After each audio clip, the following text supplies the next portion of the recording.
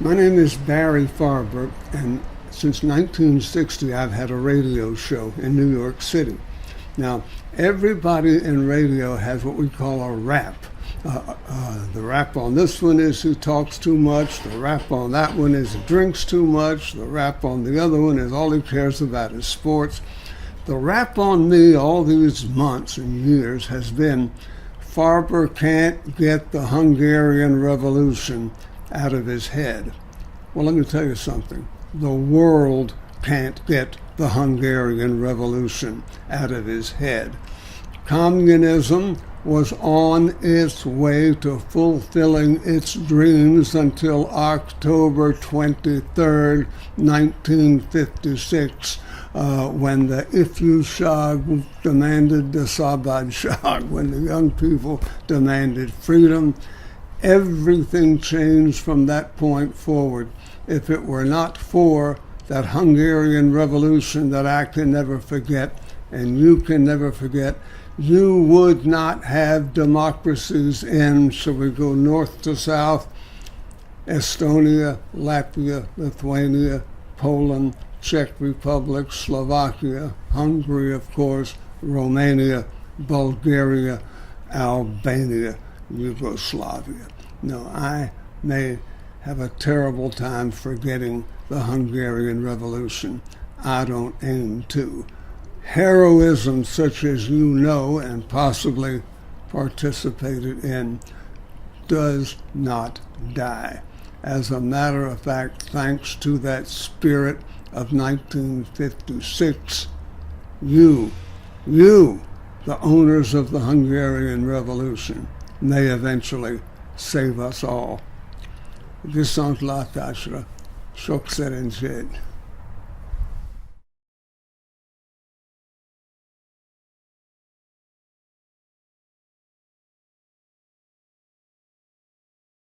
But he makes a very good point. He said, everybody is on the lookout for propaganda, our propaganda, their propaganda. He said, waves of refugees don't have time to stop and say, let's get our stories together. So you can be sure that the stories that we heard coming out, every group of refugees told the same story about the AVO, about what Hungary was like before October 23rd. And you've got to believe them. There is no way they could be coordinating any phony stories. Sure. Everything they told us is real because the same stories kept coming out of the same thing. And that really, really impressed me. We were working within sight. We couldn't see it because it was dark, but the bridge at Andau was just a little bit over as we faced into Hungary to our left. And when did you arrive to the border? Thank Christmas. Okay, you Christmas. can help Christmas yourself out of this night. tiny little thing. you. Sure. Christmas night, Christmas night. 1956. Okay, so it was like you were part of an Air Force, U.S. Air Force mission. No. No? The Air Force. Good point. The Air Force invited us to fly to Frankfurt and Munich, Okay.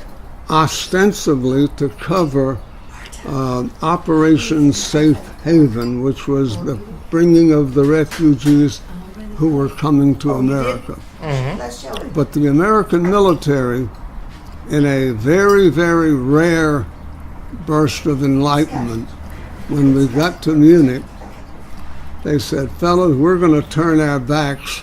We suspect you want to go that way, meaning to the Austro-Hungarian border. Because this other was just a PR for the Air Force, the public relations, we're bringing the Hungarians to a land of freedom, which was nice. But they were still coming out, 200,000 came out. That's right. Eventually, and they were still coming out. We must have had 200 come out the night we were there, Christmas night. So the Air Force got us over there to Munich, Okay. and they were supposed to hang on to us and remind us that we were there to cover the Air Force transport from Munich to America. But that's what I keep pointing out. This revolution was so powerful that they turned their backs and said, we know you want to go that way, so we're going to close our eyes. Come back when you feel like it. Okay, And so we you did. were free to travel Yes. to the Yeah. Austrian-Hungarian border from Yes. Munich. Right, And you managed it to somehow to get there, right. maybe with some other journalists as I well? was with one photographer. Okay. Your colleague. I never. We not met. young. We met on the plane Okay. flying over Okay. from McGuire Air Force Base in New Jersey over to Frankfurt and then Munich. Okay. And from there, we were on our own. So we took a train to Eisenstadt, I think, in Austria, Warschau. And then I think we went the last few miles by bus into Andau. And oh, this was so funny. I expected Andau to be a beehive of activity. Right. There was nothing. Very quiet night. At night, we got there late at night, Christmas night, very quiet. Was it Christmas Eve? Christmas night, Christmas night, so 25th. Corazon Estacad. Yeah. So I went up to a policeman and I said, Ungarische Flüchtlinge. And he said, Peek's Gästehaus. So we went to Peek's Gästehaus, and I was alone now. The photographer was out doing things he wanted to do. So I asked a barmaid. There was no lobby like we know in a major hotel, so I asked a barmaid, Ungarische Flüchtlinge. She said, Nummer 19. So I went to the room number 19, knocked on the door, and a voice in a Norwegian accent. Yeah, hello? And I said, look, I'm an American journalist, and I'm told that you are... And he started cussing already. He said, you American bastards, we're never going to have another American with us on the border. They told them not to take pictures. They popped off a flash bulb. We had to scatter. They could have ruined the whole operation. And then he opened the door while he was still cussing. And I could see a Norwegian flag behind it on the wall. So I went to school in Norway. I was in the Norwegian Merchant Marine. So I speak that pretty well. So I said to him, Snakker du norsk? Bessel Norvego? And he stopped. He said, see if those boots fit you on the other side. You're going with us. So he knew if I spoke Norwegian, I had to be okay. So we went out. He was later captured. We had 2 men captured, not that night. By whom? By the Russians. By the Russians. Yeah, and they were threatened with execution, but the Norwegian government got them both. One was Norwegian, one was American. The Americans did nothing. The Norwegians got them out in 51 days. And So they spent 51 days in Hungarian in custody. Hungarian jail. Yeah. Okay. And it was not pleasant. It was not pleasant at all. I can imagine. But what we had was one little rubber raft, a gummichomog, and we had. So what got Thorvald Stoltenberg and me together on Norwegian television? I'd known Thorvald since 1953. We met at an international student conference, and we'd seen each other in Norway a couple times. So when we finally got out to the border, I saw he was in charge. I didn't even know he was there. Wonderful. So he was running the whole operation. And did you But have any idea why he was there and how Oh he yeah, got there? there's an international student. There were a lot of different groups on the border, Okay. including former German SS troops. Oh my God. We had about 8 different groups working side by side on the border. The SS that was a joke. There was no strong Nazi presence, but they thought they owned anti-communism, and they were, matter of fact, kind of ridiculous. They had all kinds of great night vision equipment that we had never heard of. Really? As early as 1956, you could look through those things and you could see. Well, Torvald did the bravest thing I've ever seen in my life. And I read his autobiography, and he left it out. He mentioned the night on the border, but never mentioned what he did. And I called him out on it. I said, Torvald, what in that?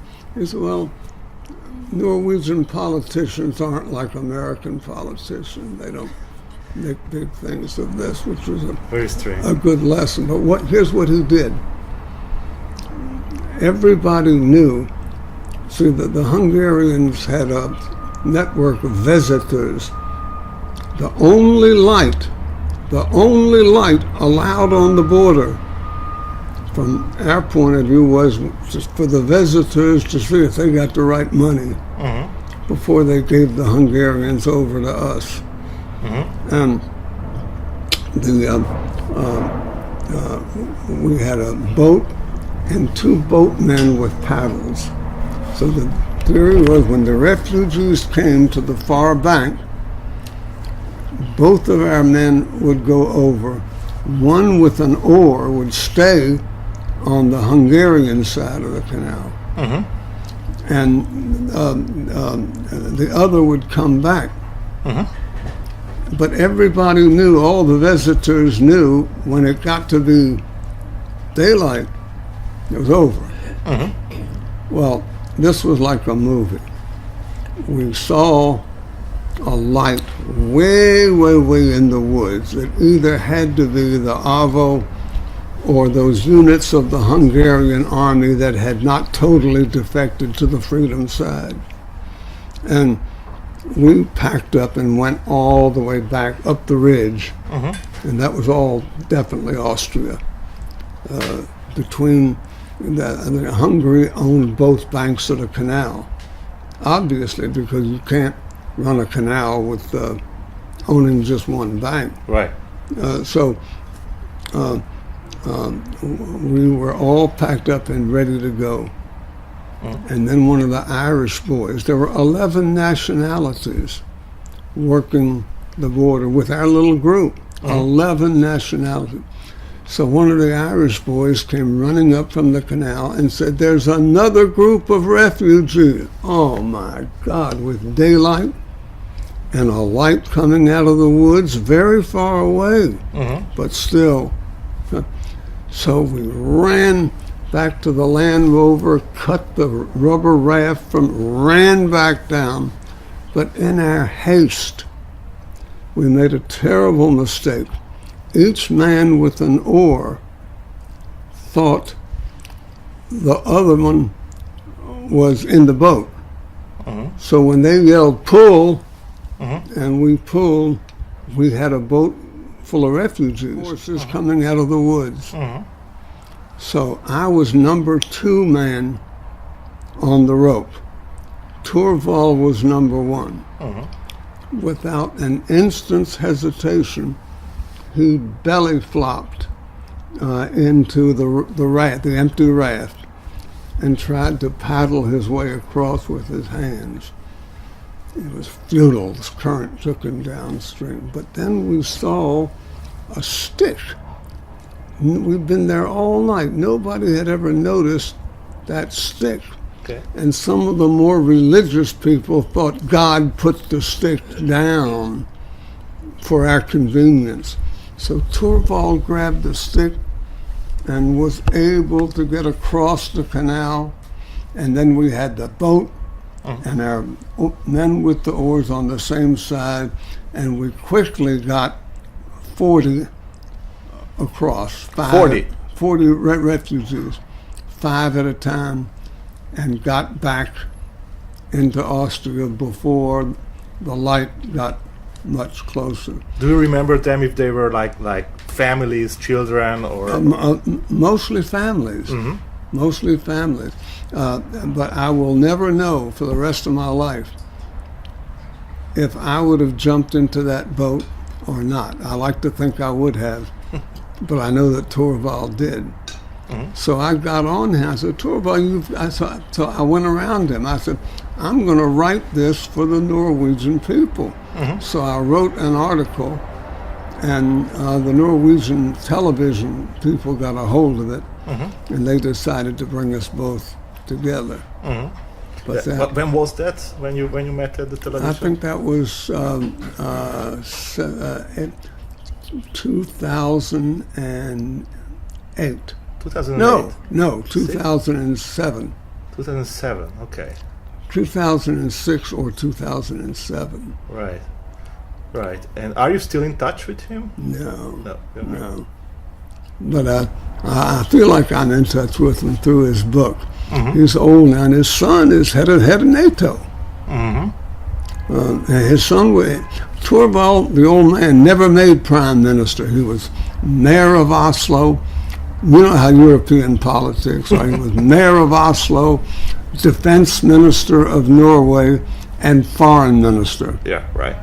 His son made prime minister and is now secretary general of NATO. Right. So. Great. So, was it this location where it all happened? Was it close to the bridge of Andau? Was it Fairly right there? Close. And it was destroyed by the time. Yeah. So there was no bridge. Practically. No bridge. No.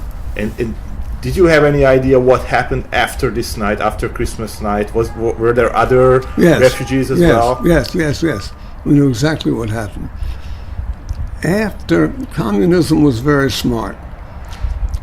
They didn't want one single Hungarian, Bulgarian, Romanian, didn't want one to escape to the West to talk about the reality.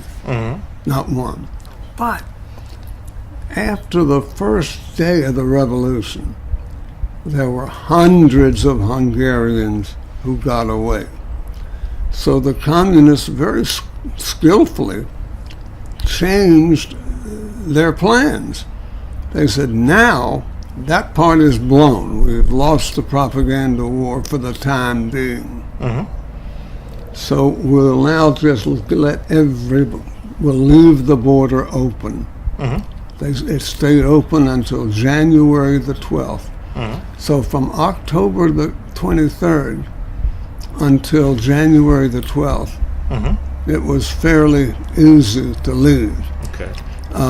They also planted people whose job it was to wait a month in free countries and then say, let us the hell out of here, we want to go back. All kinds of complaints. Nincho Sinhas. That was the complaint. There's no Sinhas. I said to my brother, you're right, no Avo, no Sinhas. Sorry. So they planned it that way. And on January, we knew one day, they knew where we were. We knew that one day, as a matter of fact, I'm glad I didn't know this at the time, there had been Russian troops on horseback on our side of the canal. But not the night we were there, so we were able to work. They let us work. They wanted these refugees out. There was a lot of infrastructure destroyed. It would take pressure off the Hungarian communist state. They wanted them out, and then one day they were back to October 22nd. That was January the 12th. Right. So they arrested my Norwegian friend, the one who said, "Come with, you're coming with us." Einar Roos, R-O-O-S. And he and our American, who I never met until after he was released, and then we spent an evening together, Richard Roraback. But I tell you, I don't know of a cause like this. I think I told you there were no journalists. They may have been journalists when they came, but everybody became part of the operation. They're lifting babies out of a rubber boat, carrying them up the ridge to Austria.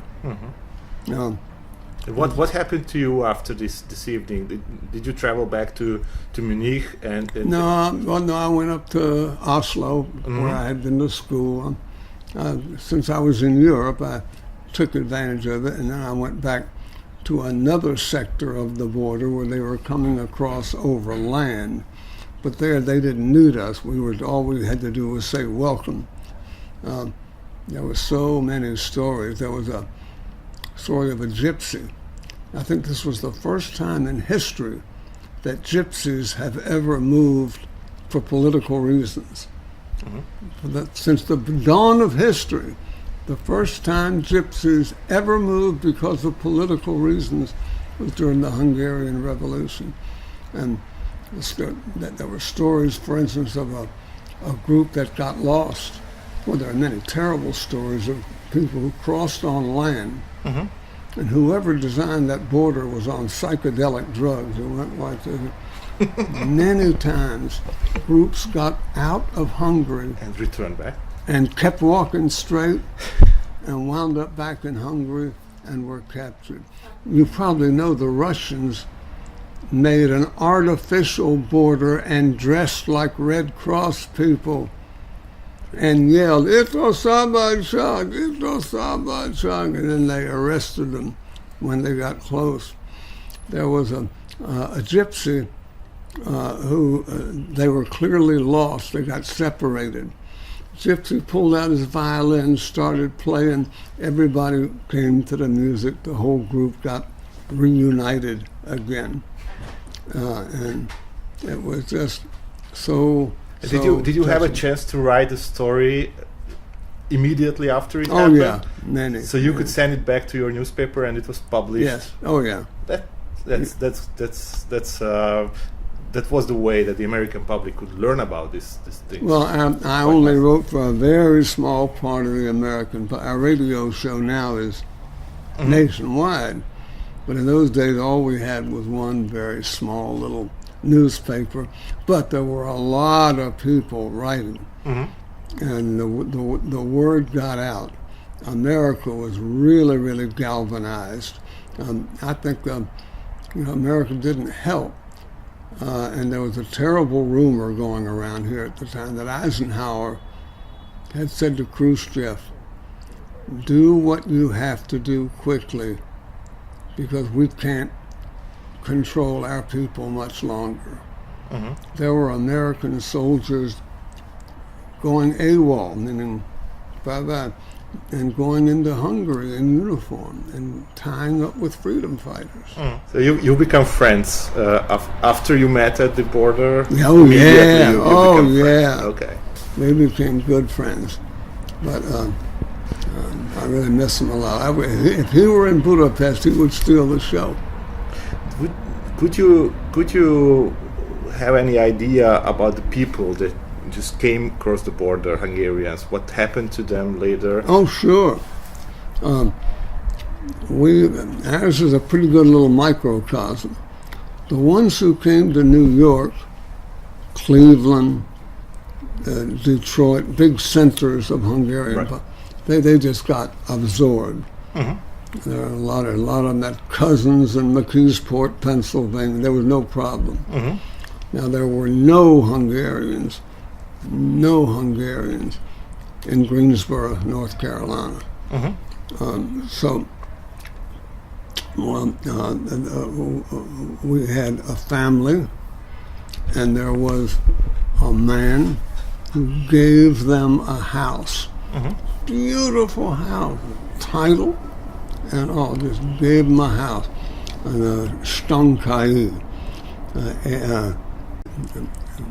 I'm trying to think of their names.